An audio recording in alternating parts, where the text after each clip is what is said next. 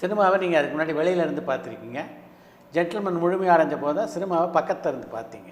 எப்படி இருந்தது அந்த சினிமாவின் தோற்றம் உங்களுக்கு? நான் எதிர்பார்க்காததா இருந்துச்சு. நான் 21 வயசில் ஒரு தெற்கத்தி இருந்த ஒரு இளைஞனுக்கு இவ்வளோ பெரிய கனவு 21 வயசில் அந்த ஜென்டில்மேனோட சக்ஸஸ் வந்து அன்இமேஜினபிள் சார். அது வந்து மறக்கவே முடியாது. அது வந்து திடீர்னு நான் வேறு உயரத்துக்கு நான் போயிட்டேன்.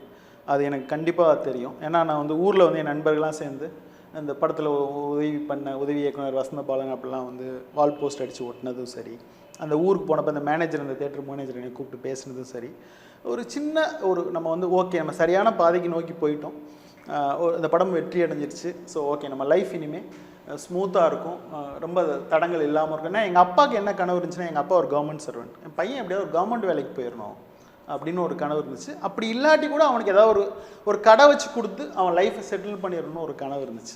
இப்போ நான் மெட்ராஸ்க்கு போனது எதுவுமே எங்கள் அம்மாவுக்கோ எங்கள் அப்பாவுக்கோ பெரிய பிடித்தம் இல்லை. ஸோ அதனால் இவன் பாதை ஒரு வேளை எதாவது மிஸ் ஆகிடுச்சுன்னா அவனை கூட்டு வந்து செட்டில் பண்ணிடுவோம் அப்படிங்கிற ஒரு கவலையோடு தான் அவங்க இருந்தாங்க. ஏன்னா அந்த கிட்டத்தட்ட நான் ஒரு வருடம் சென்னையில் இருந்த காலத்தில் வந்து வர்ற லெட்டர்லாம் எங்கள் அப்பா எங்கள் அம்மா அதை தான் எழுதுவாங்க. எனக்கும் அந்த பெயினோடு தான் இருந்தேன். இந்த படம் முடிஞ்சோடனே எங்கள் சொந்தக்காரங்க எல்லாருமே ஓகே பாலன் வந்து ஒரு நிலையான ஒரு வேலைக்குள்ளே போய் செட்டில் ஆகிட்டு ஏதோ போயிடுவான், ஓகே இதிலேருந்து அவன் ஏதோ மூவ் பண்ணி போயிடுறதுக்கான ஒரு சோர்ஸ் இது கிடச்சிருச்சு, ரொம்ப மோசமான சூழ்நிலை நோக்கி போயிட மாட்டான் அப்படிங்கிற ஒரு நம்பிக்கையை எங்கள் பெற்றோர் மத்தியில் ஏற்படுத்துச்சு. எனக்கும் அந்த நம்பிக்கை வந்து ஆழமாக கிடச்சிச்சு.